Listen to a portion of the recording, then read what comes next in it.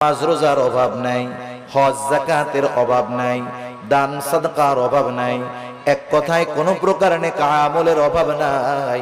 দুনিয়াতে তার একটা সমস্যা ছিল, সে বান্দার হক নষ্ট করত।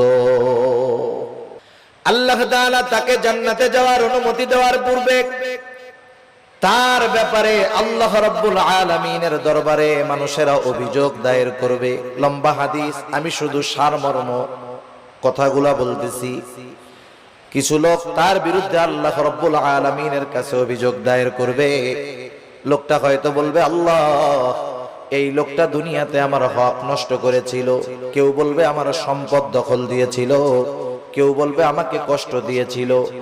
এক কথায় আমার হক নষ্ট করেছিল। আল্লাহ, দুনিয়ার ভিতরে আমি দুর্বল থাকার কারণে আমি ন্যায় বিচার পাই নাই।